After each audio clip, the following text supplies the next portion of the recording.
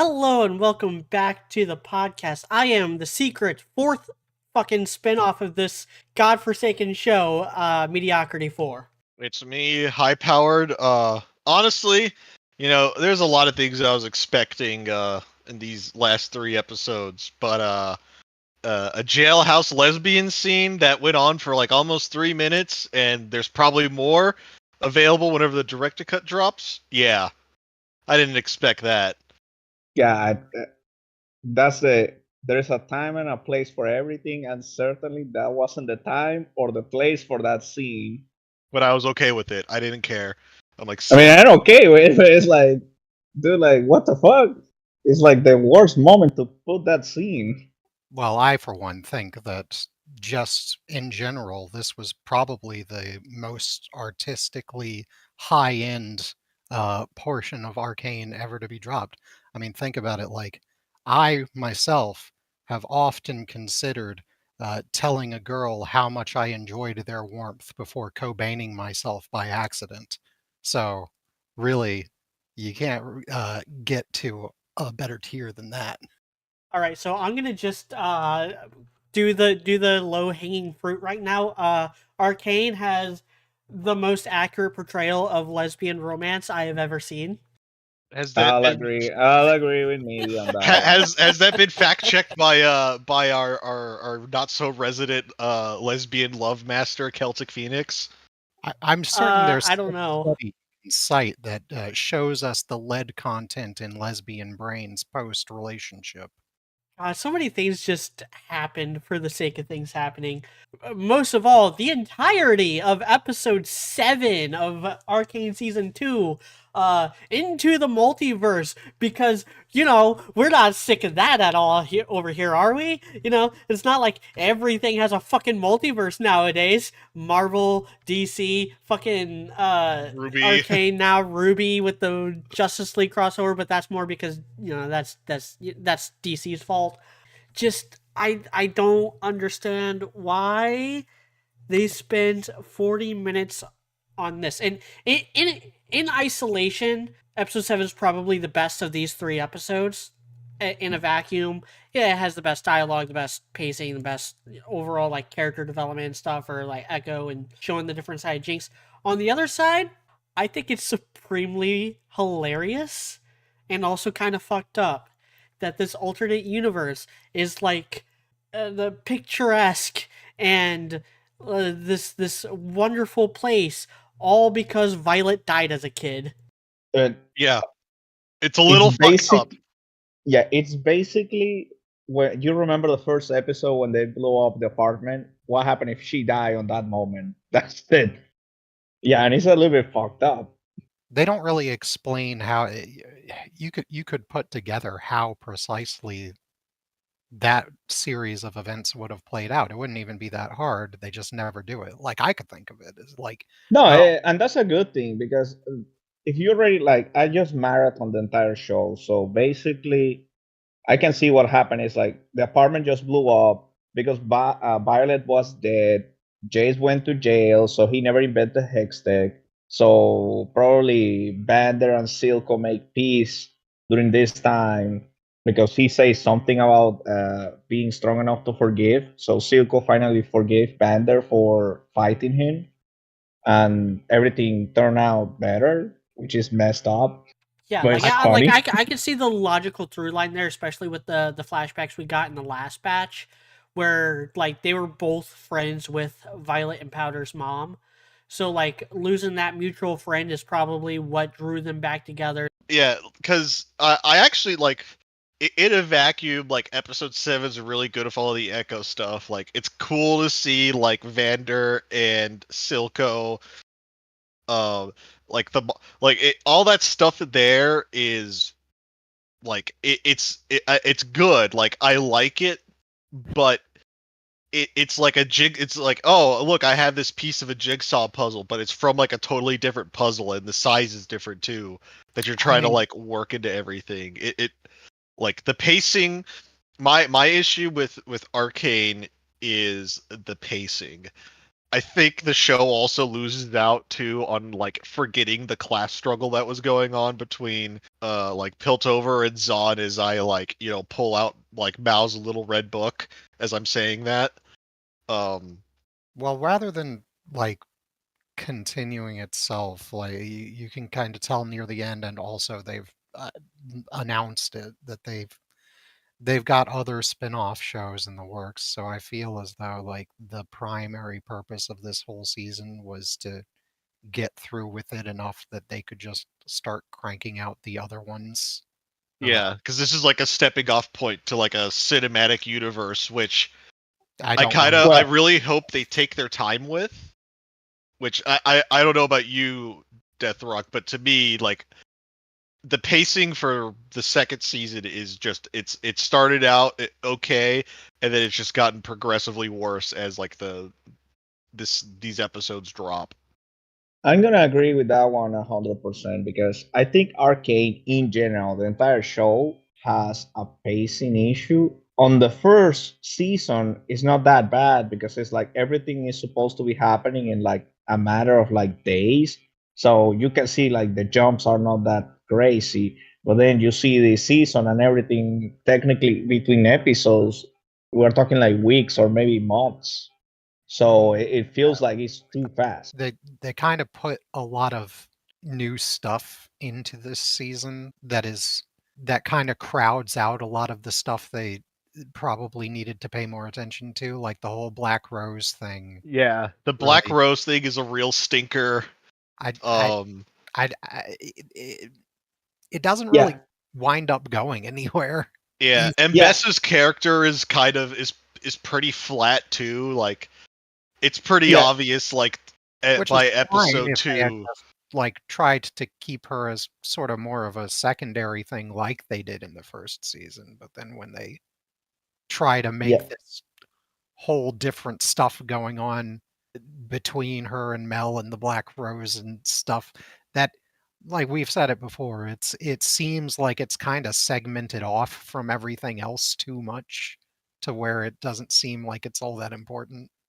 yeah. So the issue is, I understand what they wanted to do. Like the irony is like the way Ambessa, she acts. She sent her daughter away to Piltover because she was afraid of the Black Rose. She was like, okay, I'm afraid of the Black Rose taking down my daughter. Then they kill one of my kids. So I'm gonna send my daughter over here. That way she's gonna be safe. I understand that.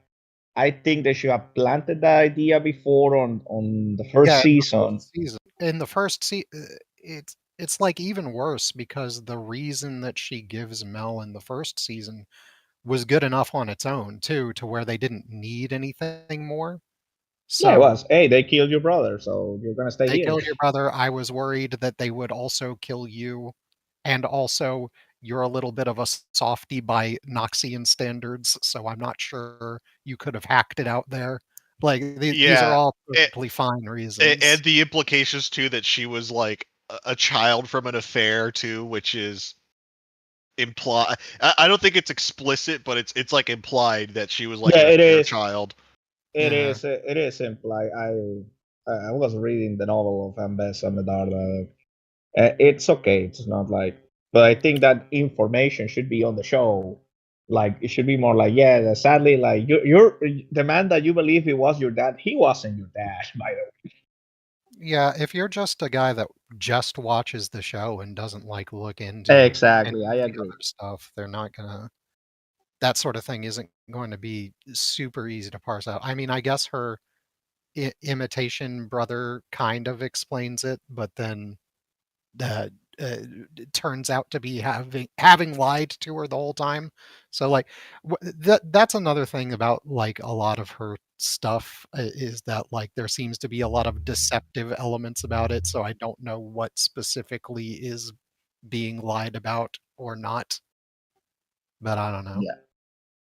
No, no, I Yeah, agree with you on that one. like It's yeah, and I do like the bit with like the Black Rose. If we're just talking about it for now, like I do like the part where Mel is like, "Yeah, I'll join y'all," and then like betrays them at like the first opportunity she gets. to like turn her back on them and just like blast LeBlanc with like light power or whatever. Which The Shadow Lady was supposed to be LeBlanc, right? I'm pretty yeah, sure. yeah, I it- assume it's LeBlanc, or at least like LeBlanc's like magic shadow jutsu clone, like yeah, doing the work. yeah. There's this thing about LeBlanc that is like LeBlanc. Nobody actually knows her real appearance. The way you see her on the game, that's not her real appearance. That's one of the personas that she takes to like be. Hey, if I'm a hot woman, people is just gonna be like, it's a disguise. So nobody really knows She's correct about how that. she looks. If she's hot, I will immediately not concern Uh, myself with Yeah, anyone thinking asking she might be questions. a freak. No, it's like a hot lady that like puts her like hand on my thigh, and she's like, "Hey, High Powered, I really want you to buy me a drink." And I'm like, as like the wallet's already exploded out of my pants. Um. So yeah, Yeah. and Mel gets like magical powers too. I don't know how strong her magic is from like No, no, she's like an okay mage. She's like yeah. a regular mage. I assume her. Well, I'm assuming her father's probably like Noxian or maybe even like an Ionian. Ebessa seems like the type of lady that would like be fighting some dude, and the next thing you know, they're like naked and having sex. Yeah. I Um, feel like just having golden powers makes you an Ionian. I'm going yeah, purely off aesthetics. yeah, but also like that's also a kink of mine too, of like fighting some chick and then we end up having sex. It's like a big kink there. Yeah. Yeah, we know. Anyway, let's where Literally, one of the It's gonna. first go back. jokes you ever made on the Ruby podcast was the fucking banging tree. Yeah. Oh yeah, that's yeah, Yeah, that tree over there. That's where you were conceived. I believe Your it. mom beat But the yeah, shit out of me, but I won in the yeah, second round. yeah. So, on my opinion, what they should have done instead of like just using LeBlanc the way they use her on the show, just cut that off and just keep like the crows, because the crows are present on season 1 and 2, and they're always present when something happens. It's an Easter egg, and then you only show that one of those crows has 3 eyes. That's it. That's Beatrice, by the way, and Swain's crow. That's all the thing for Noxus that you need to show. Just keep Mel with her mom and connect that more with what is happening. That's the correction I think they should have done. Yeah, that's pretty much Well, I my gripe with that whole subplot is that it didn't really go anywhere. Like there was it ends no well, reason other than but like just Mel and Mbessa being related. There's no outside reason for like why the Black Rose was interested in Piltover. That whole and that was suggested back in I think late into season 1, where the Yeah. whole reason why Mbessa actually came was because she suspected that the Black Rose had an interest in hex tech, and that they didn't. That was completely separate. well, I mean, technically they did have an interest in Piltover, but it was because she had hid Mel there away from Nox. So because they had been interested in Mel the whole time, because she was like I said, it's a very self-contained kind of element between all of them, and if they Yeah, wanted them to be more integrated into the main story, they probably shouldn't have done that like that. Yeah, if anything, Noxia would be more interested in like the Shimmer than the Hex Tech because they're like, well, we already have mages in Noxia. Like, why would? Well, technically, if we go by what we saw on the show, that is basically like Noxian soldiers power up by Shimmer, and the fact that Singe it's alive and well, and nothing happened to him. He got away with no issues. It's entirely possible that we actually see Singe as the link between the shows, because this is a detail about his character. He connects like with everything on this universe. He's like the guy, hey, I need a chemical weapon, I need monsters, I need mutants, I need you to cure cancer, and he's gonna give you a solution, but it's gonna be messed up. I mean, I mainly uh, that's something that would have to come up in a different show at this point, Yeah, though. exactly. That's the Yeah. problem. Yeah, and I think like that's mainly the reason that I kind of wanted us to maybe get through the Mel stuff first because it has so little to do with the actual show. Yeah. But like now, as for speculation on stuff, that can be for later. Let's go back. Let's go back to the first episode wherein where Echo uh, plays Miles Morales. yeah, Echo Yes. winds up finding Heimerdinger like in the alternate universe, which is kind of weird. I don't know. Yordles work differently, supposedly. I don't know how exactly Heimerdinger is here, and also they had that one time loop death scene with him that shouldn't have actually mattered because Yordles are weird. I don't know.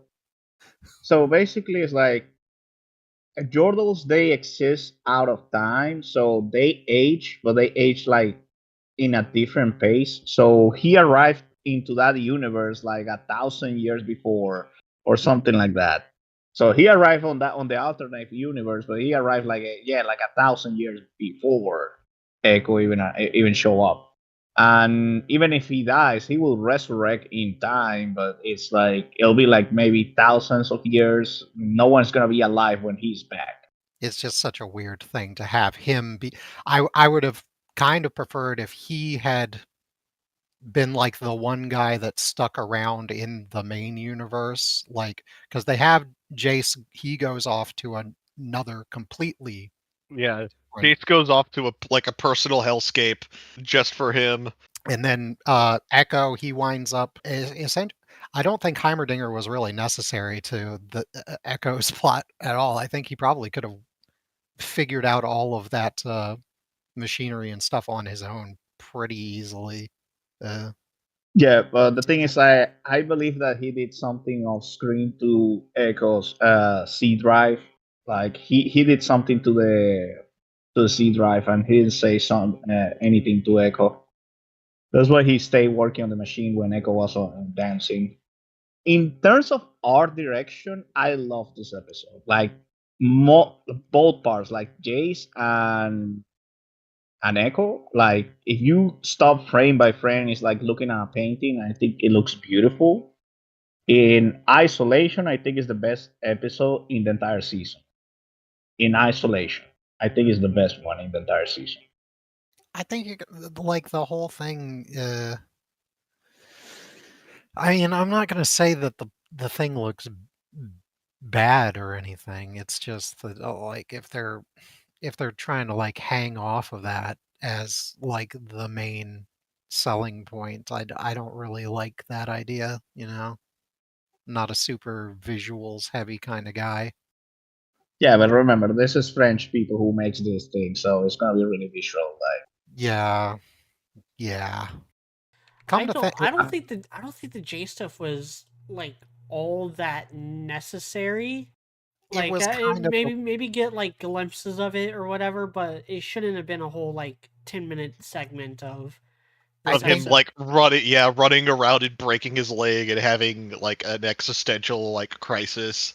yeah, I think it was kind of like misused. If they had like peppered it throughout the thing of like him waking up in a dark thing as like I don't know, like a 1 or 2 minute scene and then cut it up and spaced it out throughout and at the end we finally realize oh he got trapped and then came back then maybe it would have hit a little yeah, bit or Well, like my that. my thing is that it didn't answer any questions that I had.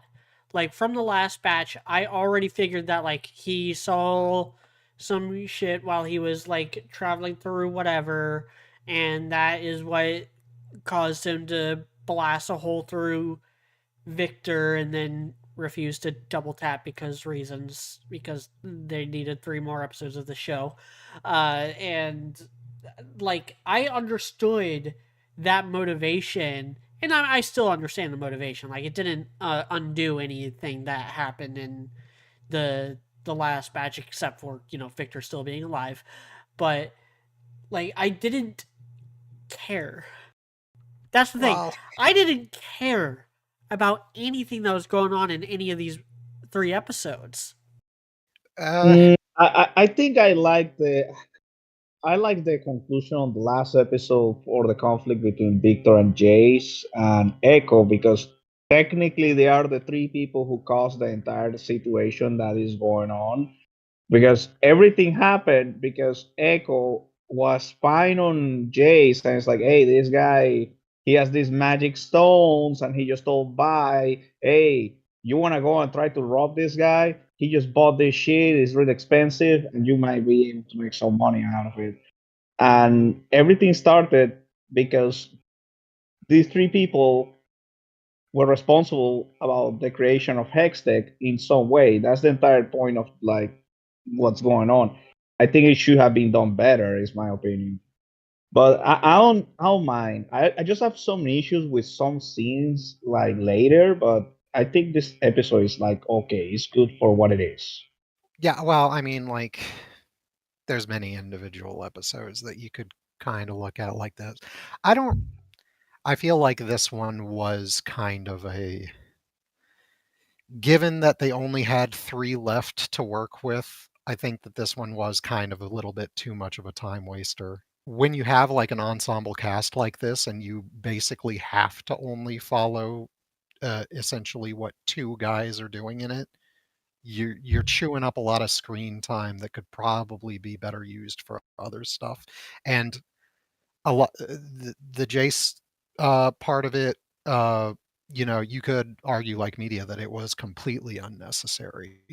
And the Echo part of it, I would say a whole ton of the stuff that happened in that could have easily been cut out, and you wouldn't have lost Yeah. all that much. Well, and like it generates 2 issues. I think the most prescient of the 2 issues is I don't buy him and Jinx at all. Like, and this is a persistent problem with this batch and really with this whole season. Up until the very last episode, the last like 15 minutes of the final episode, as far as Jinx and Violet know, Echo got blown up on that bridge in season 1. Yeah. They have not talked about him. They have not mentioned him. They have not followed through with that. Like, we've followed through with that because we saw him underneath the bridge with the broken leg, getting seen by Heimdinger. But the only living people who have seen Echo since getting blown up are Heimerdinger and Jace. They're the only ones. Yeah. Echo does not have a single line of dialogue with Violet in this entire season. Echo did bring Heimerdinger back to the Firefly encampment thing, so the Fireflies know he's alive. Yeah, the Fireflies knew, but remember, he disappeared for months. Like, Yeah. remember, and Bessa said, hey, no one secured the scientists. So we don't have Jace, we'll have Victor, we'll have Heimerdinger. Well, he disappeared for months after he visited the Five Yeah. Rats hideout.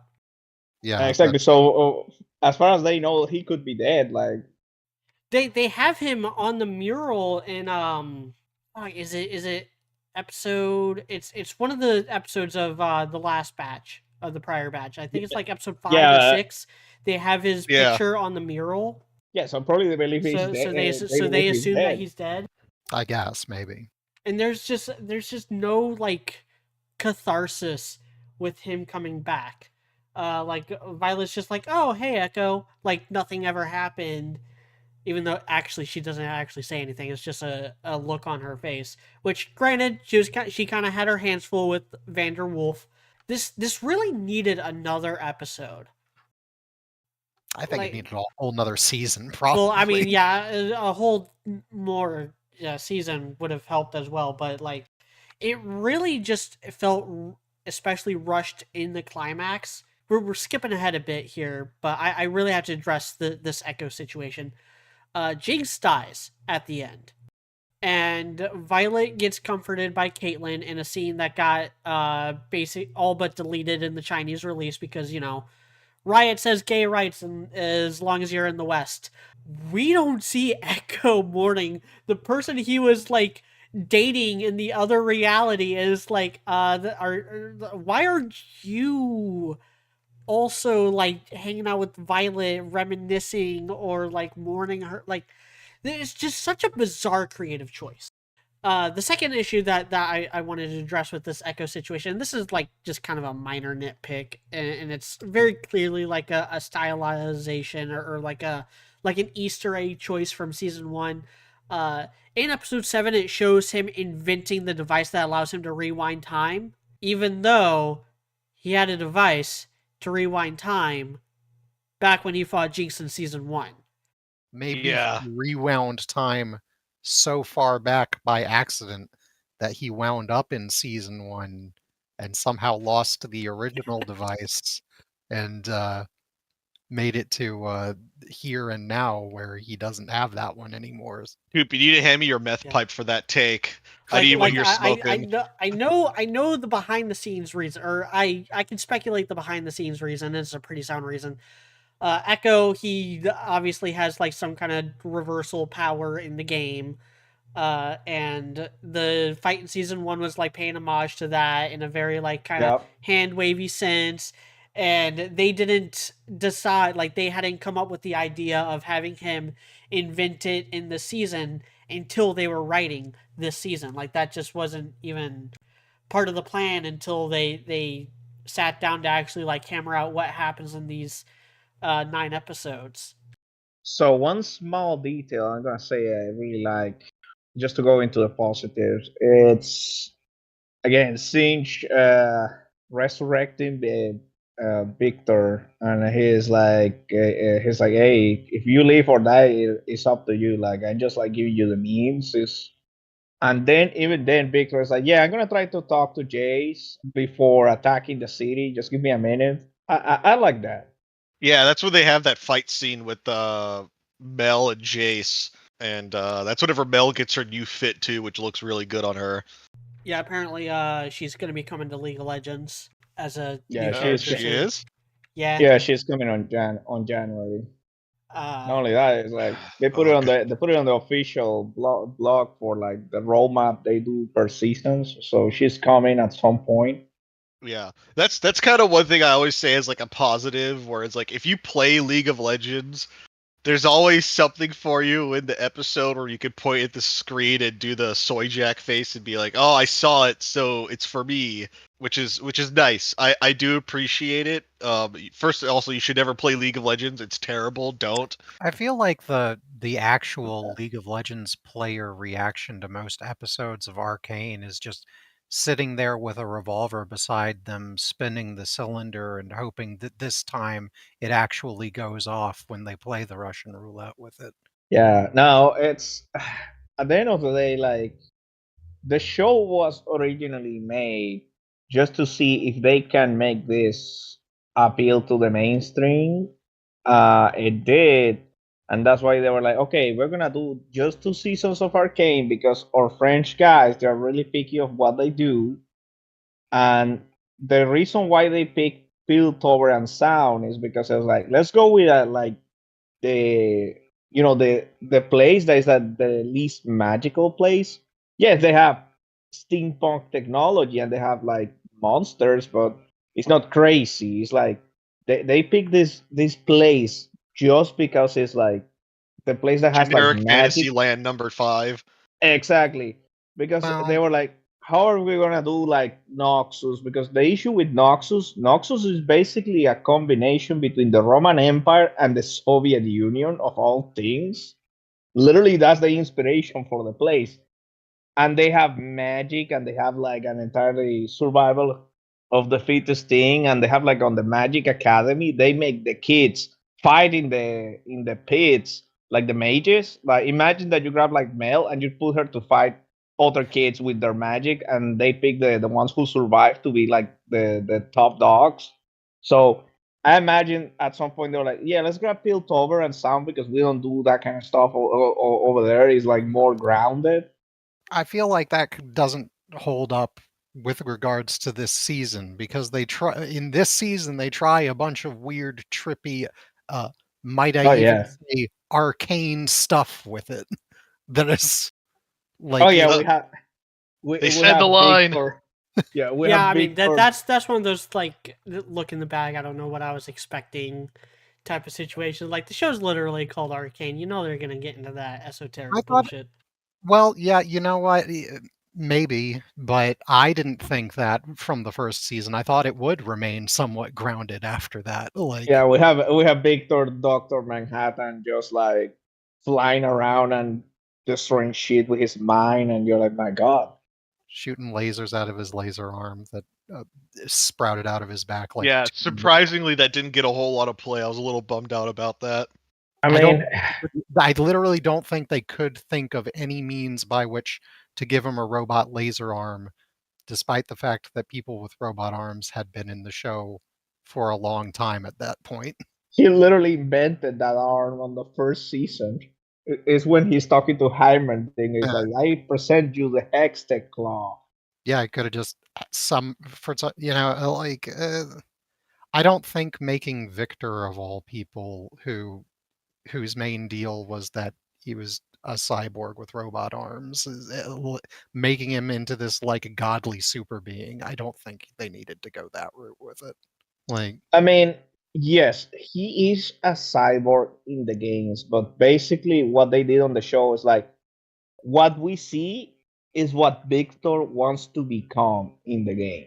So his vision is like to be like he is on the show, that he's basically Doctor Manhattan, and he's like, "Oh, OJ, so cute. You literally just like pull out all the hex cores out of the machine, and he just mentally put them back inside, and you're like, my God, how? How are they gonna beat this guy?"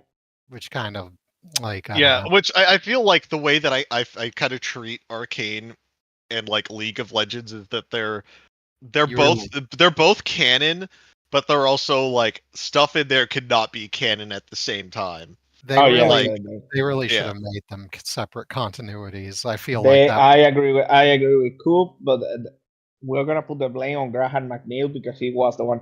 What if we make this canon for the franchise? It's like, are you sure, man? Go back and write Warhammer books. Like, get away with. Wait, Graham McNeil did the writing for this? Yeah, Like Ultramarine? Oh my god. That makes It sense. all makes sense now because I've So read a bunch of his better. books. yeah. Go and give me some Ultramarines and stay over there. But anyway, so I think well, we kind of didn't hit on all that much in the Echo episode, but that's It's fine because it's not all that fine. much happened, Yeah, really. there Yeah. wasn't much really to hit on. It's like, oh, the Yuri Lowenthal and the other dude are alive. All these other Ish. people are still alive. Everything is just kind of going all hunky dory now that Violet's dead. And the funny thing is, like, probably Echo, by inventing Hextech on that universe, he fucked it up that universe.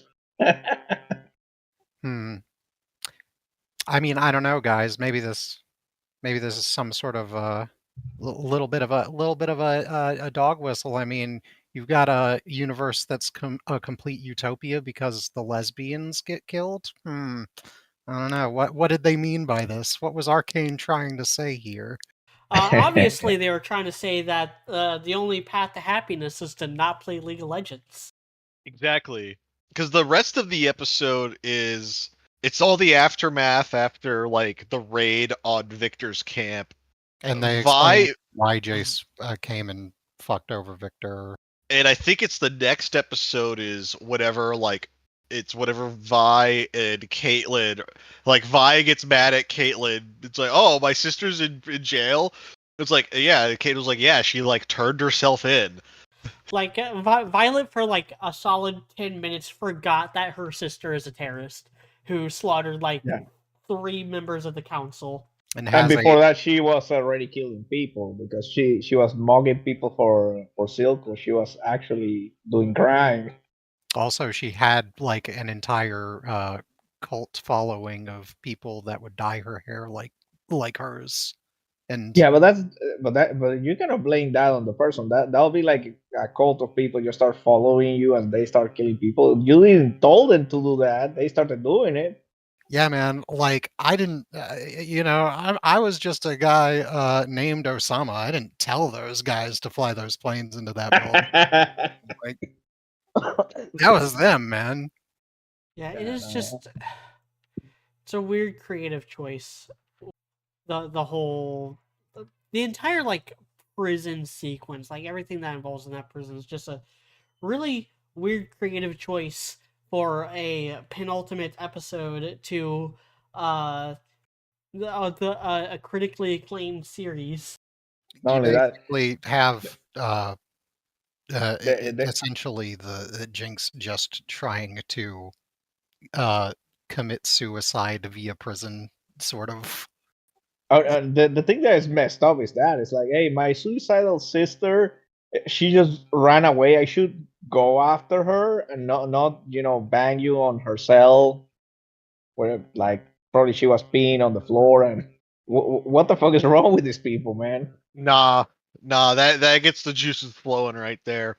Like I I I Well, so would like I said, most historically accurate lesbian couple in fiction. yeah, yeah. I don't know. The entire scene is like nasty. It's like I was just watching. It's like, yeah, definitely not the place or the time.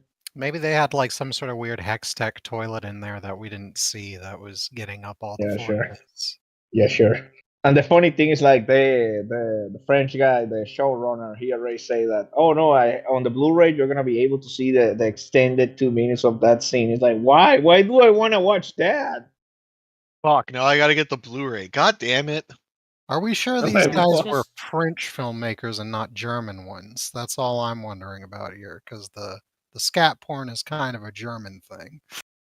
it's just really indulgent. This whole episode 8 is just really indulgent with the like esoteric like the first year philosophies major BS and the really forced romance. Like again, I also don't buy Violet and Gate's romance. I can buy that they like each other, but yeah, I agree. I don't Well, buy 100% I that might have they I love might each other. I might have bought it at first, but then the stuff that they did with it after that, like, it made me think that these two would actually just hate each other and not ever like come back together in any semblance. But I don't know, like Like it chicks. was literally like just two to three episodes ago that Violet was crashing out because they were like sort of kind of but not really broken up. Like I just Broken up for reasons that are never stated, and yeah, and never followed through on because as soon as they Or see each other again, clarified. like as Yeah. soon as they see each other again, it's like nothing ever happened. Yeah, the most accurate lesbian relationship in TV history, man. What you want me to say? I mean, like, it could be true. Remember, guys, women do have memory problems, just in general. Could be that that is exactly how it would have naturally occurred. I I'm wouldn't know. so glad nobody. Well, Uh, look. We're trying to parse out the mental auspices of people that are entirely alien to us, four straight, mostly white guys. So, like, Yeah, women are confusing, but like it is definitely indulgent. I kind of had a feeling in my gut we were gonna get like a proper sex scene, and we did, but like it just like Well, that, happens. Like I remember watching it. I'm sitting there, and I'm like, no way they actually did this. Like yeah, I was stunned. Like whatever I actually like saw, like no way, dude. it was Like the weirdest por- point in time to do it. Was like my psychotic suicidal sister just broke out of prison. Now seems like a good time to have sex with this chick, you know? whose mother was killed by my sister. yeah, That's they never really addressed in the season either. well, yeah. Outside of the first episode. hey, the person who wrote the scene is a woman, so I'm gonna take her word. Pinpoint. The reason why we're using the term indulgence is because like if this show was longer, if the show had more breathing room, had more time to like actually show the development of the characters, and just had more seasons to have this whole plot line play out, this scene would be fine. This scene would be it's completely like it's nothing super special. It's the kind of thing we see in Game of Thrones every other episode of that show. The reason why things like this are such a problem in this season in particular is because it's so rushed. Everything is Yes. just rushed. And when you are truncated for time, you have to be more economic with your runtime. You have to be more efficient with your storytelling. You don't have time for this. Yeah, because like that scene just kind of, even with like the Echo and Powder scenes, that like 40 minutes, like it's just robbing from everything else, and it's just a pacing issue. Like there was probably like a lot of stuff on the cutting room floor, Well, and like even then they probably. Violet, I kind of feel bad for anybody who liked her in season 1 because, like, in this season in particular, she just doesn't amount to anything. Yeah, she's just along for the ride. Nothing she does contributes anything significant to the plot. Like, she's not even in 2 of these episodes. She's not in episode it was episode 4 and episode 7, where she was just completely absent, which she's supposed to be the main character, and yet she gets less screen time than pretty much any other character in the series because of those 2 absences. Well, I think that this is sort of supposed to be a show that doesn't have a main character. You know what I'm talking about. A lot of shows have attempted to do that whole thing. They usually either go up one of two directions. Either they wind up like you get Game of Thrones, where, oh, actually we did have a main character the whole time and it was Jon, or you wind up going all over the place and not being able to properly show off each one of these guys that you are essentially, with an ensemble cast, you're essentially saying like everybody is equally important, which no, they're not. You can't have it. Like, yeah, the most important characters of this whole series, turns out it's Victor and Jace. Like, Silco was the most important, like, kind of central glue figure of season 1. Season 2 doesn't really have that figure. Like, it's supposedly Mbessa, but like she gets one scene with Violet. I don't even think Mbessa ever like really meets Jinx. She like sees her up in the balloon in the finale, and that's it. The most in this season that she kind of does is, in regards to the other ones, is she grabs hold of it's her forces that are kind of like enforcing order upon Zahn at first, and she also grabs Singed to help her out with whatever science thing she's trying to do. And then she winds up sending her guys to go fight against Vi and Jinx when they try to get Vander cured. And that's kind of like it as far as her, and of course, like at the very tail end of the last episode here, where she just decides that she's going to invade places because reasons. Same places that you've been attempting to secure some sort of diplomatic alliance with, too. Who knows? Fuck it. Yeah, her interactions with the Piltovrians and Zonites are very limited this season. That is true. She was kind of a secondary sort of ancillary thing in the first season too, but at least they kind of recognized that and used her that way rather than this kind of way where she does this stuff. Did we talk about Mel and Jace versus the Victor droid? We kind of talked about it a little bit. I mean, it was just like a fight scene, basically. Yeah, this droid is like the most powerful thing ever. Next episode, we're beating like 50,000 of them at a time. That's some classic rule of ninja stuff right there. Yeah, it's the conservation of ninjutsu. Yeah. Well, whatever Nah, the official name of that group is called, basically like, oh, 1v1, they're basically invincible, but when there's more of them, then they're just fodder. well, quote unquote father, they won. Yeah, They they literally. did win. To the show's credit, they did kind of curb stomp everyone when they did show up. I The mean, like we knew that they were gonna win. Like even Jay said, like, "Hey, this battle we lose. Like this is how it's gonna go. We're gonna lose. So let's evacuate everybody out of the city. Whoever wants to stay and fight, stay and fight. And Mhm. but these robots, they're broken. They're gonna kick their ass. And pretty much they did. Yeah. I think the way they did it though was kind of the uh thing that sort of like threw me. You have that single one that is so acrobatic that it easily beats up two of the best guys on the show, and then you have these other ones that show up and they are sort of while they do beat the soldiers, they do a lot of them get shot and stuff, and they don't beat them as swiftly as they should. They should just like instantly overrun them if we Oh are yeah, like, they're faster and stronger than Yeah, any yeah, yeah. human. So they should like pretty much like stomp everyone. but they don't. They still, while they do win, it's not nearly as uneven as it should be based on what we've previously seen. So I really like the small detail that they did with the pianist guy, the guy who was playing the piano.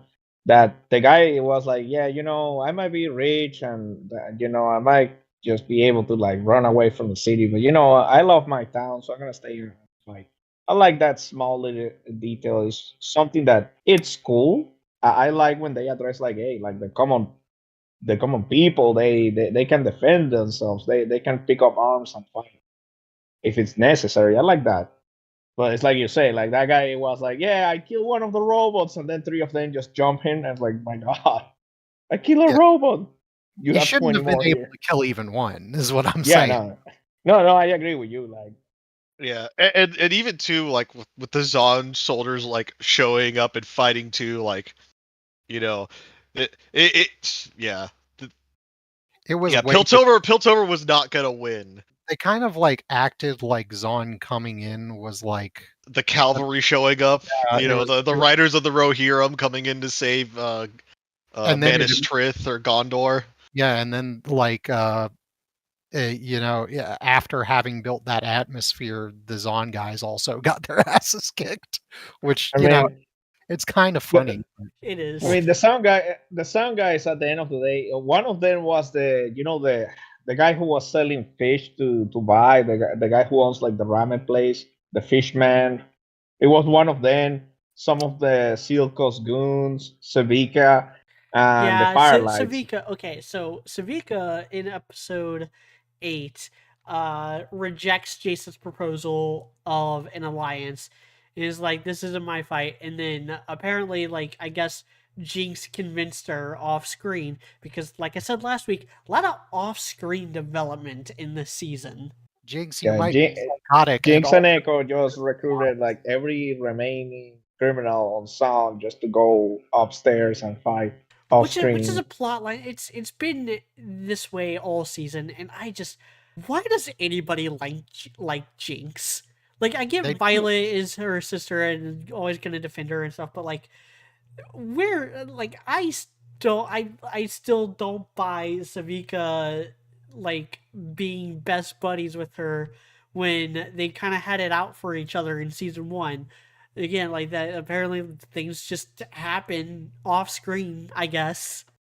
I mean, they did talk that one time after I Savik mean, they talk. I slightly think the only frustrated reason is him not there. that she likes her. I think it's not that she likes her. It's like, okay, we are mourning Silk One. That's like the only binding thing that they have. Is like, okay, I respect you just because we used to work for the same guy, and that's That's not like a whole lot of that's a rather tenuous connection, is yeah, though. but it's something. It's better than It's nothing. yeah, Yeah, it's better than nothing. Like if anything, like Savika just sees Powder as a unreliable but capable person. That's who Jinx is. but mostly unreliable. But mostly unreliable. And as far as like them forming an ad hoc alliance in the middle of the final climactic battle out of nowhere, yeah, you know, like it did kind of have to happen, but it also kind of I don't really think it did too. That whole final battle, the entire thing was just really, really dumb all the way through. Like every portion of it almost. Them hauling a big rock around to try and fool people into thinking they had a god guy inside of it.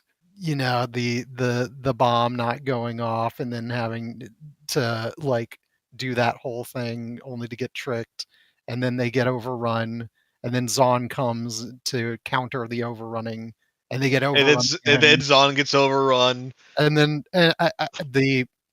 the stupid thing where they They like said where the people of Noxus like stop their part of the whole battle in order to do this like Marine Ford ass execution on Caitlyn in the middle of the battle, and everyone was just stands there and watches as Mel somehow uses her magic from like halfway across the freaking battlefield from inside the building. She casts this spell to protect Caitlyn in just the right way to make it ricochet off of the girl whose betrayal I just did not affect me at all. I don't care about her enough to feel betrayed by her. But Yeah, you know, but like, hey, they at least almost she they gave good head, I guess. I don't know. yeah, that whole thing was like, it was like, I don't even want to say it was cheap, because it's just like, I just didn't care. I'm like, oh, it was okay, like, that whole scenario, that like I was saying with like the dialogue too, it was painful to listen to. Because She remember, the girl just does a 180 and is like, well, at least you were good at sex. and she said it in a worst way. She said, "I appreciated your warmth." Can you even hear that in Like, your geez, Caitlyn like and if my Violet like if my already girlfriend, banged. We don't need to like kill the the secondary love interest who was like with Caitlyn for a whole 30 seconds, 35 yeah, seconds for yeah, that scene 35 back in like seconds, episode yeah. 4. Yeah, and all of that, of course, was just so they could lead into a weird, like, duel challenge between uh, her and Mel and Ambessa. That Hmm. rather than Ambessa being like, I've got soldiers that we just used to conquer this whole place, and I don't have to actually do I anything. don't have to. I don't have to fight fair. Like, I could run y'all through full of spears like right now. However, we do need to have a cool duel scene for coolness, I guess. So let's do it, I suppose, even though it's completely worthless. And that during which Also, Mel one thing, reveals she has a necklace that no, no, the thing I'm gonna reveal about that necklace and is bothering me is like Mel just took like I think Mel her IQ dropped from season 1 to season 2 dropped like by 100 points just because you are taking a necklace from a witch that just kidnapped you with shadows and she's way more powerful than you. You're gonna take that shit with you everywhere. Are you insane? well, she's been told it's a weapon to use against Ambessa. Yeah, In no, no, no.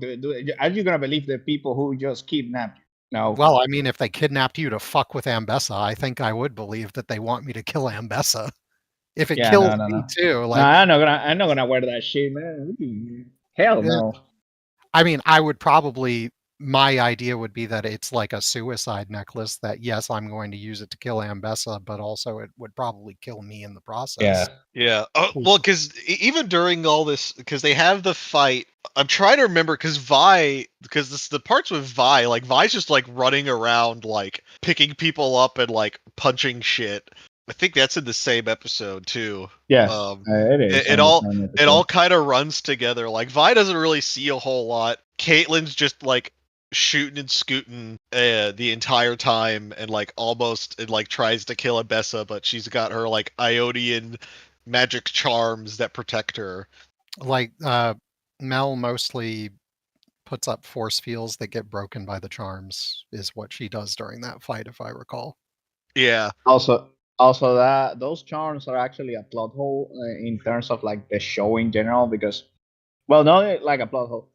Ambessa came to Piltover thinking that Noxus wants, or like the Black Rose wants Hextech, but Hextech is not really useful against runic magic, which is the magic that they use on Noxus. Like literally, you saw it. Like if you have the necklace, or you have like any of those runes on your body, if I shoot you with a Hextech bullet, it's just gonna absorb the energy, and you're gonna be on like it's just gonna not. It's not gonna do anything to you. You're gonna be fine. Yeah, you might get like you might get hit, but it's not gonna kill you. Not only did they have that, but they also got hold of Singed, who had created the sparkly drug that can create super soldiers out of nothing too. So all of the stuff that they kind of wanted from Piltover was they had better shit on hand. Not to mention the entire thing of like outright conquering Piltover when Piltover is sort of like from the outset a pretty freewheeling city that kind of lets people show up as ambassadors and stuff. She probably could have just easily negotiated to get hold of some hex tech, like paid them off in some way, because they were friendly with her for the vast majority of the show. Yeah, exactly. She could just like, hey, can I get some of these hex that guns? I have witches at home, and I need something to fight the witches. So just give me a gun or something. Yeah, I have money. She's rich. She has money. She's She got a can whole pay for that fleet shit. of fucking warships. She's got Yeah, military money. That's the most money you can have. exactly. She can pay for that shit. But yeah, like it all the fight stuff kind of like rolls into one. A good chunk of the side cast like dies too. Like Oh yeah. like Shield Man just gets Yeah. like turned into a pin cushion with arrows. Or Shield Man. I think the Lizard guy dies. Fish guy survives. Fish guy survives. Fish guy lives. I think a few like the side characters, like the one blue-haired chick, she dies early on. Yeah, the one who was like also was like a rock star or something in the other world, and it was and it was shown like I was supposed to know who that person was. Like, I'm pretty sure that character has never appeared in the show before. Maybe I'm wrong, but like again, that just added to the whole like filler feeling of episode 7. There is a lot of characters. If you watch those videos, there are like Easter eggs. There's a lot of characters who like reappear every episode, but they're like they're there. Yeah, I recognize like I always recognize the bat dude, the dude with the bat face. Yeah. Oh yeah, bat face guy. Mostly because mostly because he's like the only one who looks like that, and so he always stands out in every single crowd shot he's in. But he survived, right? And I believe so. I hope so. He's my favorite character. I know he was on his knees at some point when the robots were like beating the shit out of everyone. He was like, "Oh, get them out of me!" I think that guy might have either lived or died to the robots. Actually, now the robots I don't think killed anyone. They like grabbed them, restrained them, and then held them up to like Victor's tentacle magic stuff. So they could all be non-consensually mind melded. Oh yeah, that's right. I remember. And then the third impact from Evangelion happens, and by third impact I mean Jace finishing what he started back in the episode 6. Yeah. Probably should have gone for like the full on headshot there, Jace. Just made sure you finished the job, you know.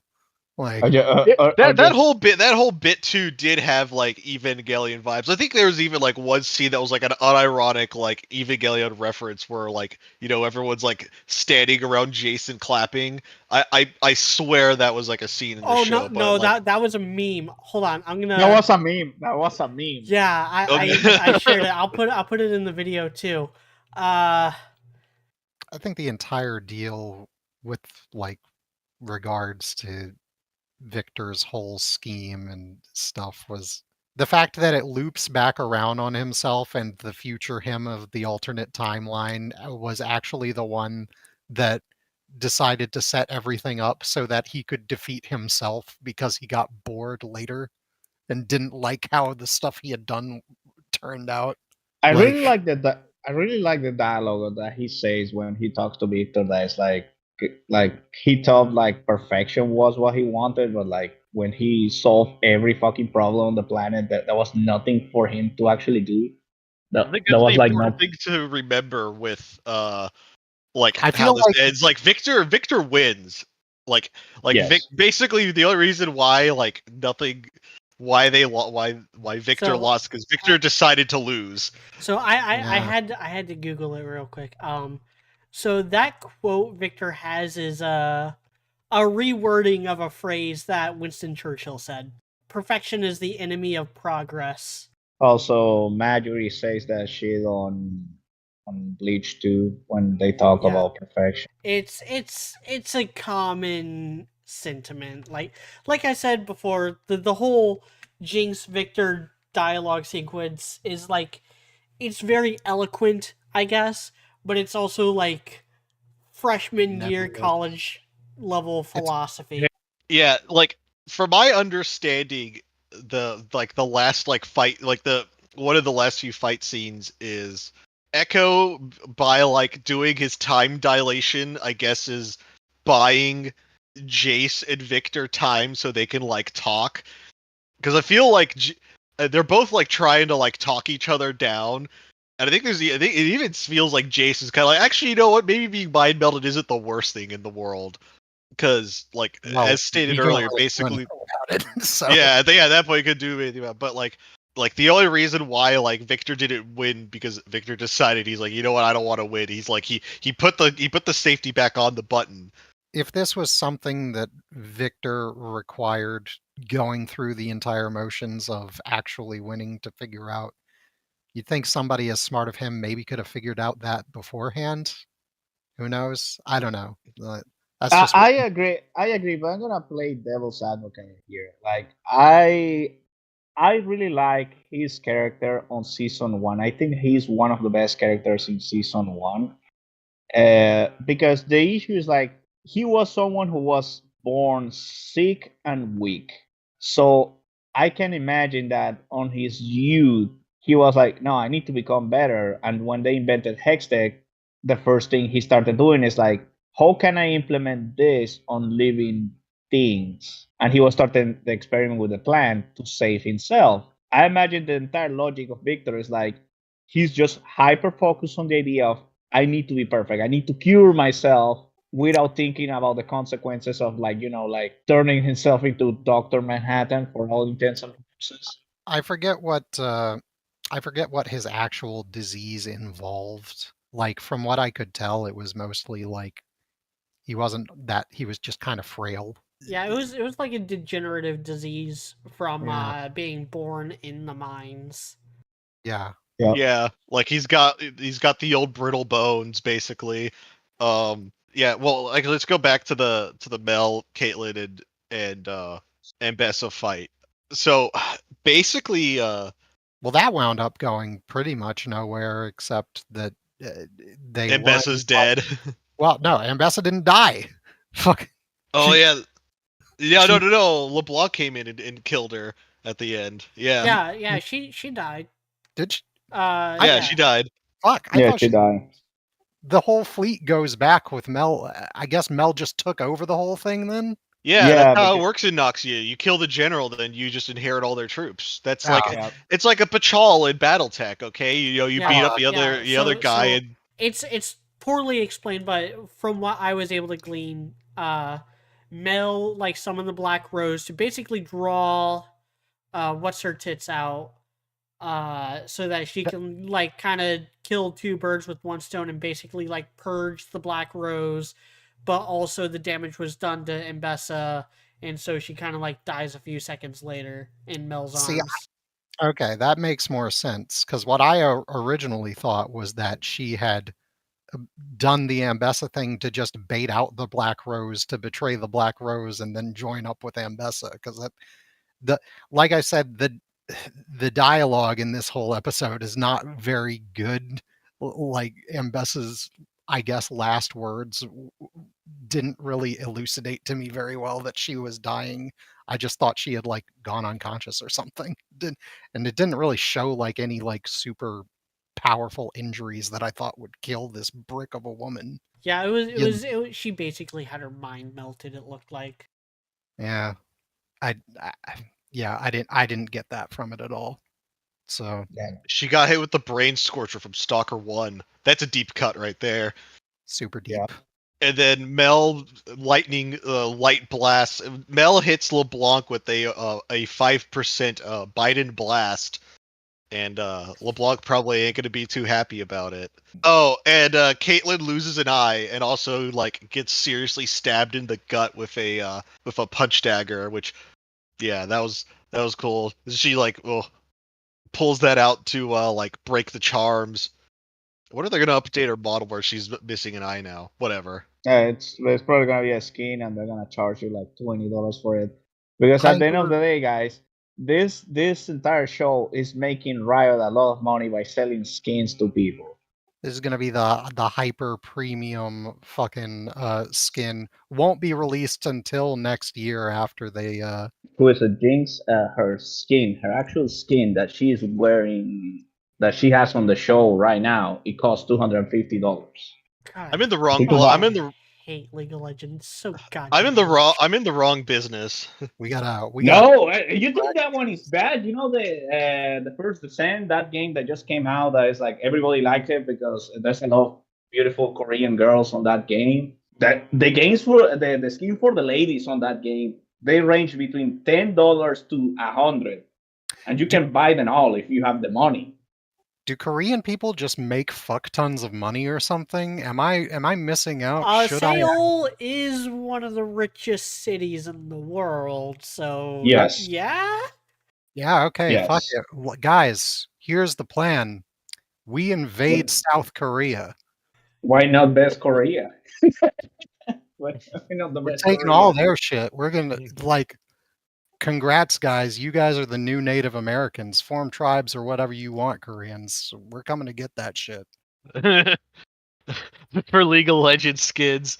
Yeah, and then the other big fight is the three-way between Vi, Jinx, and Warwick / Vander. It's more Warwick now. Just such a Yeah.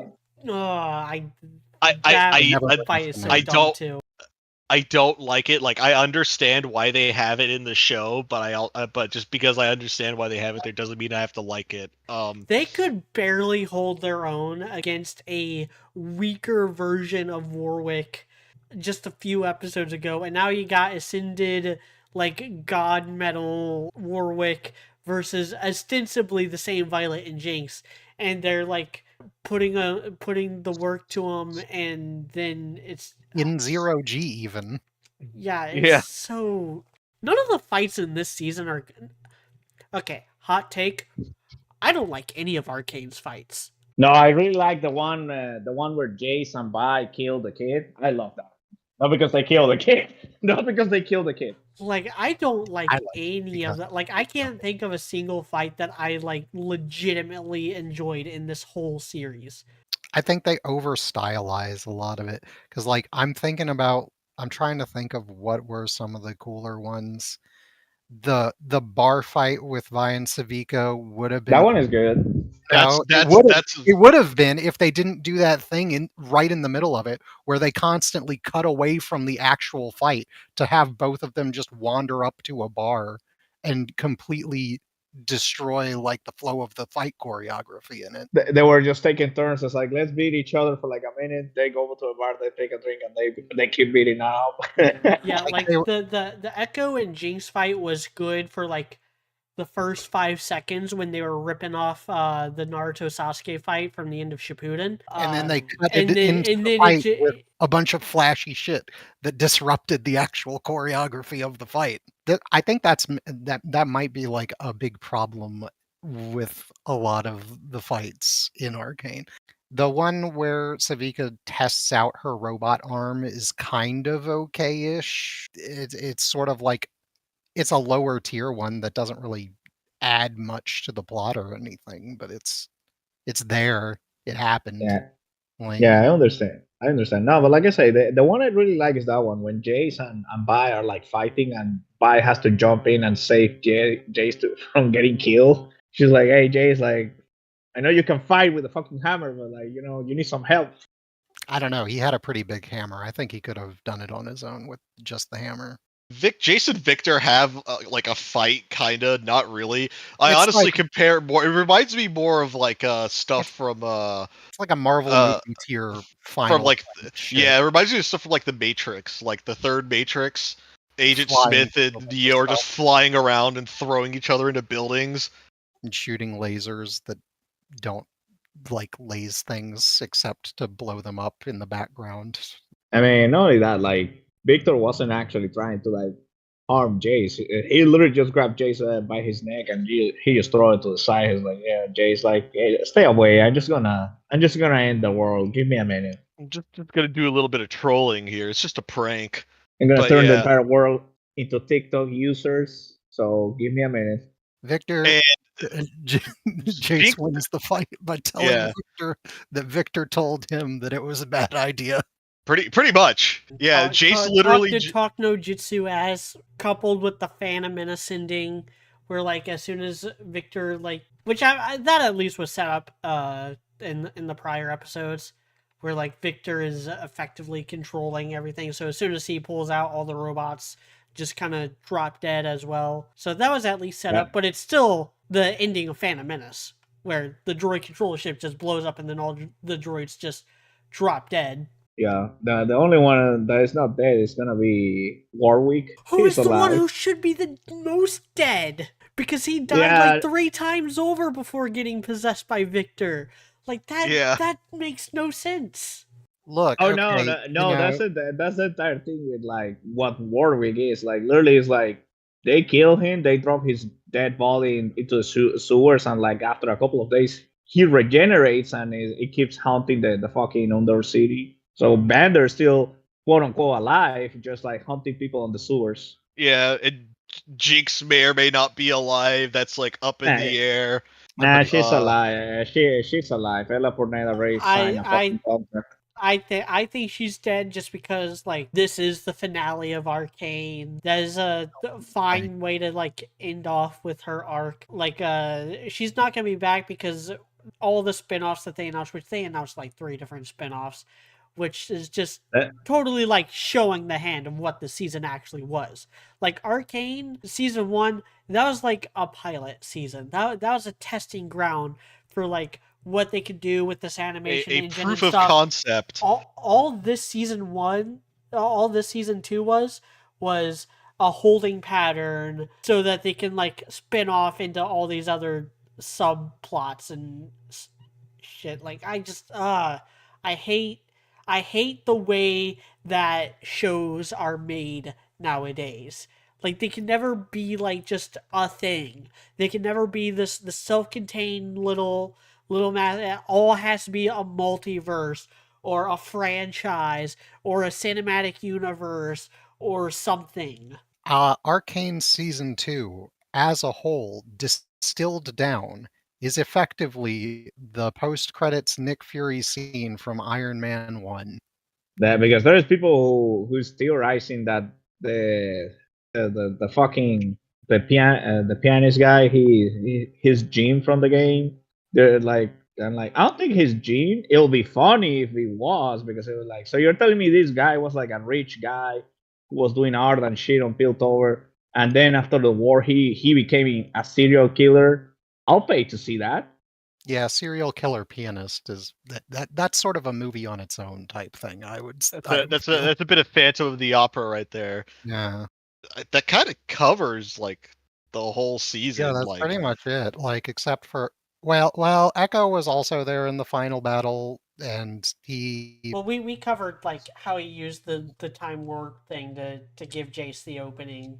Which yeah. again, It's like like that AJ. that would have been cool if Jace and Echo like had any kind of acknowledgement of each other in this Hmm. episode or in the prior episode. I mean, the only connection they have is like, hey, we're students to the same teacher, and that's pretty Well, much it. they hung out at the start of the season. Yeah, Yeah, they were whenever they talking. snuck back into the lab. I always thought that bit was hilarious. Like, why are we sneaking back into your own school? What are you, an Yeah, idiot? yeah, you could walk to the front door, man. Yeah, and It'll be they fun. It'll be funny if it's like, dude, the door was open. Echo has more screen time with Jace than he does Violet. Yeah, well, which yeah, is which is At sad least in this because season, if you combine like both seasons, then it's pretty even.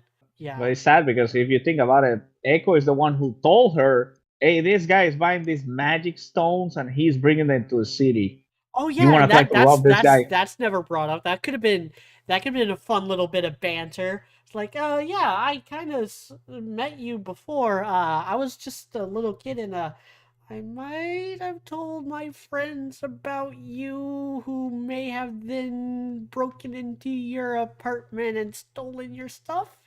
We Mm-hmm. cool. Like Yeah, there's so many possible like fun little banter because and I said this regarding season 1. A lot of the characters are pretty well defined. In season 1 was very economic with like the characterization and the dynamics and everything. There's so many missed opportunities for fun character interactions in this season that are left to the wayside for the sake of this philosophical transcendental BS and the lesbian sex scene. Yeah, I'll take Echo talking to Jay. Say, "Hey, my friends try to rob you," instead of like Oh, they succeeded. They succeeded in robbing them. yeah. Powder did make off with a couple of those sex cores. yeah, I did like get shown using them throughout the whole thing. yeah. We accidentally created like this entire mess, man. Yeah, it's interesting, but like he say, and they're supposed to announce the next show at the beginning of next year when the when season 2025 starts for League of Legends. Yeah, I Which I mean think it's gonna be a while before that comes out. Because this show is very expensive. It took a very Oh yeah, long time to make. yep, I mean, 200. 3 years in between seasons. I don't see it being less time, especially since like they're not gonna be able to reuse all the same assets like they did in this season. Mm-hmm. So Yeah. it might be another 5 years before we actually get the spinoff. Yeah, and who Yeah, knows where the spinoff could be? It could be in like Noxio with Mel, or it could be like in Ionio, or I think they did confirm that they have plans for Noxia. yeah, yeah. yeah, It's a that it's supposed tracks. yeah, it's supposed to be Noxus, Demacia, and Ionia. I'm honestly out of the three, I'm like most excited for Damascus. Oh, I just want to Demacia. see Demacia. I just want to see Garen like spin to win. Being racist because that's the entire point of his character. Like he's racist toward mages, and then he discovers, hey, my little sister, she's a mage. Oh oh my wow, god! that if they actually were to put that in, that would be even worse than how this season wound up with all of that stuff. Dude, no. The best part about the Demacia bit is we'll have a sex scene between Caitlyn and Spin to Win Man, Garen. Karen. Garen. Oh yeah. Was it if you go for lesbian, Fiora is the other canon lesbian in the universe. But yeah, no, it's definitely interesting to see the. I still think the show, like this series, has a lot of potential, but it's definitely going to be a while before we get like anything new. I could maybe see them doing like maybe like a short movie or something, or putting out some cinematics, but like I don't see There's a anything from them for like anything major from them in the next like 2 years. They I didn't even agree. like teaser I stuff know in they're the supposed to make a movie, but they never confirmed what was going to be on the movie. The showrunner, he was saying all the projects. He gave like the order, but he didn't give dates or anything. He's like, okay, this is the plan. We're gonna do these regions, and we're gonna plan to do a show and a movie and a show and a movie. Like, honestly, if they want to do that stuff, they need a bigger studio than the one they have been using. Because if they're Oh trying to no, crank stuff out Ten- along like Tencent a Tencent is so happy about the show making money for them that Tencent is like they're gonna be giving like $2 billion to do this shit and pull it off, and they're gonna make that money back because these people is gonna pay for those skins. Those skins are gonna finance these shows. You They're gonna know, it all have just big returns. It just all returns to the mean. You know, be it skins or toys. You know, that's what really pushes this stuff forward. If we ever get more stuff, it's just a circle. You know, the today's skin was last week's action figure. So pretty much like it's just how it be. I hope they do actually reinvest some portion of it into the studio just so that you can get like more competent shit coming out of it. Because and can we get Graham McNeil away from the writers' room for a minute? no, you got to have Graham Menil in there. Okay, I mean, he has good stuff, but he has bad stuff too. look. I want the Ultramarines guy having something to do with Ionia. That's a perfect fit for him. Why is there just a space marine in League of Legends? It's like, yeah, he showed up in a warp storm. Shut up. Can you imagine out of nowhere a space marine just pops up and was like, "I'm here for the Emperor," and you're like, "What?" That guy. Yeah. But I think if we could do our closing statements though, I'll just say this. I think for season 2, it's like a B minus or a C plus. It's just the pacing and the logistics of the show, like it was suffering greatly in those departments. I think some of the dialogue definitely fell off, like with what Coop said. But in comparison to a lot of stuff that comes out like nowadays, you know, like a B minus or a C plus is like pretty ahead of the bell curve. So That we have to um, compare it to the current milieu is something of a. I think that's even more depressing in yeah, general. Like, and there's definitely like a lot of hype behind it too, which you know I've mentioned my issues like basically with this show from like the first episode of like the first podcast we did on season 2. But yeah, it's just I think that the pacing is just progressively got worse as the season went on, and it really hurt the show. I'm gonna agree on that. It's like I think this is like a B minus. Let's go with we needed another season at least because originally this show was supposed to be 5 seasons of oh, 8 episodes, and then the French dudes they promoted the guy who was like the showrunner, and they put the French guy who was making the money in charge, and they're like, "Yeah, do whatever you want. You're making me money, so you can do whatever you want." That was the logic behind the decision. I So had no idea pro it was supposed to be so long. probably that he just like, yeah, let's do this. Let's go crazy for no reason. I'm wondering then if it was this guy's idea or from even higher up than him that he relayed that they weren't going to do the original plan and go over to this like spin-off generation principle type thing. I don't know that it'll actually work out all that well. It might. They might be able to do it. But generally, like most stuff that has been trying to create the whole cinematic universe deal has not functioned all that good in recent years. And Marvel is the exception, not the rule. Marvel has become the rule now too. Yeah, like Yeah. even Marvel's stocks have been plummeting. Like, the new Captain America movie is getting reshot again for like the 5th time because it absolutely bombed in the test screenings a few weeks ago. And will it even make the money back? Probably not. Well, the Captain America movie. Yeah, Yeah, the Brave New World with Harrison Ford as Red Hulk. Dang, Yeah, Harrison Ford's Red Hulk, isn't he like yeah, 9,000 years old?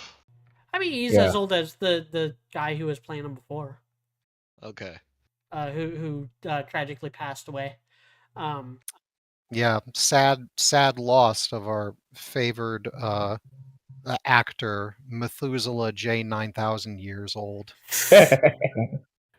So, My God. anyway, my final thoughts. I had more enjoyment with the last couple of volumes of Ruby. I did not enjoy my time with these 9 episodes hardly at all. Like more so, like I enjoyed it just fine in the beginning with the first batch, but as it went on and on, I was like, oh man, this is I am not vibing with this at all. I'm not feeling it. I am not buying anything going on. I don't care. All this whole finale, all these people dying, and I was just stone faced. I didn't care when the one chick died. I didn't care when the shield guy died. I didn't care when Mbessa died. I didn't care when Jinx died. I didn't care when Victor and Jace had their final moment. I did not care about this season at all. If I had to rate it out of 10, I would give it like a 3 or a 4. This was a massive downgrade from season 1 in terms of writing quality and also just in terms of, I think, art direction and animation. Like it's more the same, but it's so much more indulgent and heavy handed. And like every other scene is a fucking music video that doesn't do anything. And I just got sick of it. I was I'm gonna be honest. I stopped. I did not watch the last like 2-3 minutes of the show. I was like, okay, that's good enough. I'm done. Media, I'm sorry that we subjected you to that, and I personally, I don't think I'm going to go back to whatever new shows this whole property churns out. But as a sort of consolation prize, there is currently a new manga called Drama Queen about being racist to aliens that I I think you'll saw love. that. I saw that. I'm thinking about picking it up just to see what the heck is going on with it, because I've heard some things, and I'm It's like, a beautiful there's. love story between a racist couple in Japan. I think we all strive to be like that man and woman. Wait, there's a manga about a Oh racist yeah, couple. yeah. What the fuck? It's a new thing. It's getting a lot of buzz because like it's ridiculous.